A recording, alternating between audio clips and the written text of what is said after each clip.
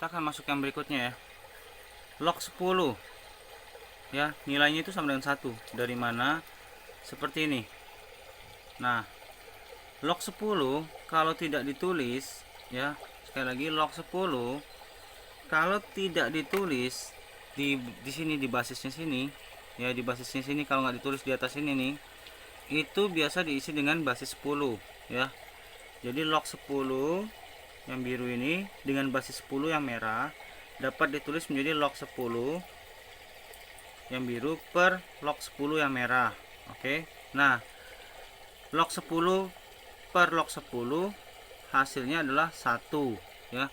Log 10 per log 10 itu hasilnya 1. Jadi kesimpulannya log 10 dengan basis 10 adalah 1, atau disebut juga seperti ini tadi, log 10 sama dengan 1. Berarti log 2 adalah log 100 adalah 2. Log 1000 berarti nilainya 3 ya. Kalau mau gampang hitung nolnya aja gitu ya. 1 2 3 ribuan sama dengan itu pasti 3. Kalau misalnya 1500 berarti 3, sekian. Kalau 120 berarti 2, sekian gitu. Oke, atau 150 2, sekian. Itu jadi log 100 2. Jadi log yang masih kisaran ratusan itu pasti 2, sekian gitu. Kalau log kisaran ribuan itu pasti 3, sekian. Kalau log 10.000 ya, log 10.000. Oke. Kita tahu jawabannya harus 4 kan ya. Nah, tapi dari mana cara mikirnya? Kayak tadi. Nah, itu. Log 10.000 itu sama dengan log 10 pangkat 4 yang biru ya, dibasis dengan 10 yang merah ini. Karena kalau nggak ditulis artinya kan basis 10. Nah, ini dijabarin menjadi tadi konsepnya 4 ini pindah ke depan. Oke. Ya, pakai konsep yang sebelumnya. Nah, berarti log 10 yang biru dengan basis 10 dikali 4. Oke, 4 kali log 10 basis 10 cara bacanya. Oke. Nah, log 10 basis 10 ini kan nilainya adalah 1. Maka 4 kali 1 adalah 4. Nah, ini ingat ya, ini pakai sifat ke 1B tadi. Oke. Ya, jelas ya. Jadi log 10 1, log 2 log 100 2, log 1000 3, log 10.000 adalah 4. Oke. Nah, itu pakai sifat 1B. Sekarang kakak akan masuk ke sifat 2A. Penjumlahan pada logaritma seperti ini. Oke. Log A dengan basis N ditambah log B ya dengan basis N itu menjadi log A kali B dengan pangkat dengan basis N. Oke, bukan dengan pangkat ya. Log A kali B dengan basis N. Nah, penulisannya seperti ini. Oke. Tuh. Log A basis N ditambah log B basis N menjadi log A kali B. Kalau tambah di sini jadi kali ya. Oke. Tambah di sini jadi kali. Oke. Jelas ya. Jadi ya, log A tambah log B masing-masing dengan basis N tadi menjadi log A kali B. Lihat ya di sini, kalau penjumlahan pada logaritma ya, maka bilangan yang ininya A sama B-nya dikumpulin jadi kali. Oke.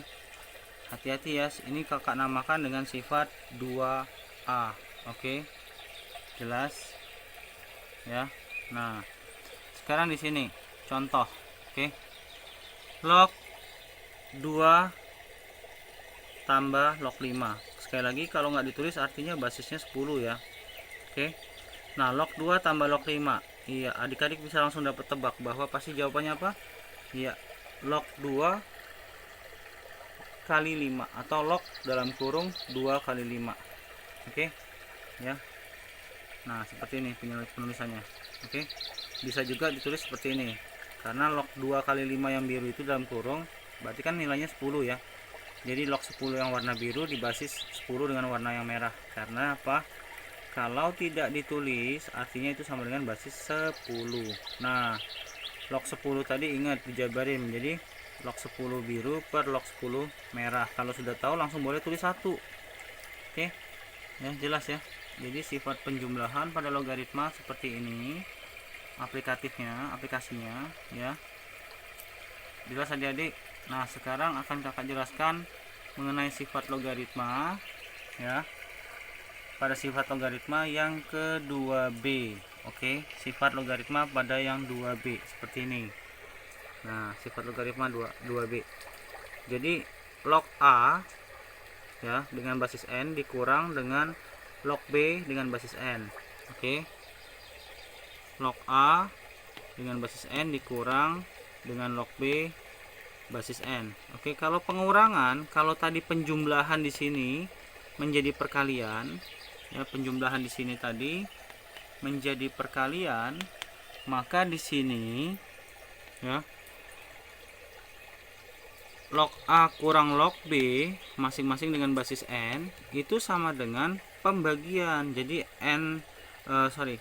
log buka kurung A bagi B tutup kurung di basis n, atau log buka kurung A per B basis n. Ini penulisannya.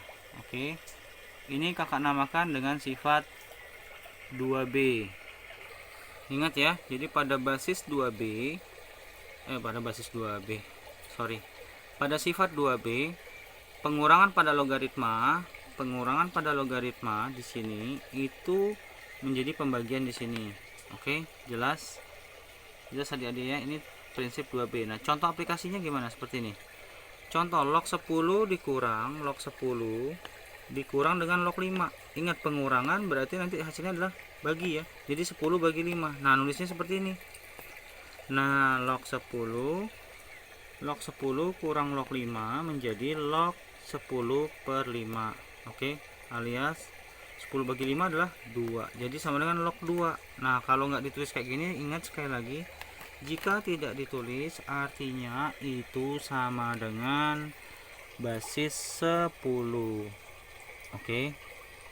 Ya, basis 10. Jelas? Ya, sifat 2A sudah ada, yaitu penjumlahan pada logaritma. Oke. Ya, seperti ini. Nah, sifat 2B-nya seperti ini. Oke, dengan contoh soalnya ini. Jelas ya adik-adik? Oke. Nah, ingat, ini kalau yang logaritma 2 pangkat 3 sama dengan 8, ini adalah basis penulisannya, pengertiannya ya.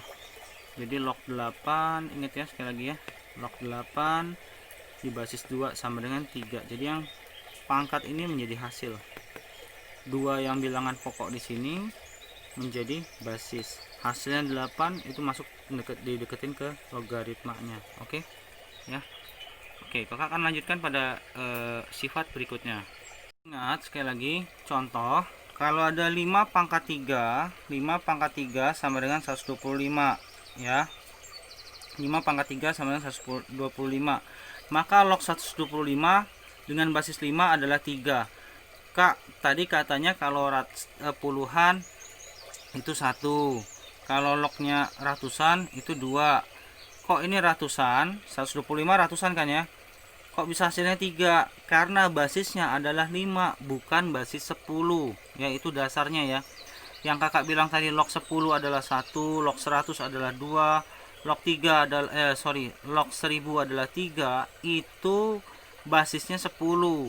Nah, di sini log 125 walaupun dia ratusan, karena basisnya 5, maka hasilnya adalah 3. Hati-hati ya dalam memahami logaritma ya, jangan sampai rancu ya. Oke. Tolong di subscribe, nyalakan loncengnya, dan tolong kakak untuk di like ya, disebarkan bagi teman-teman dan adik-adik sekalian. Semoga channel pendidikan ini membantu para guru-guru muda dan adik-adik sekalian. Terima kasih. Kak Noven undur diri dulu ya. Bye bye.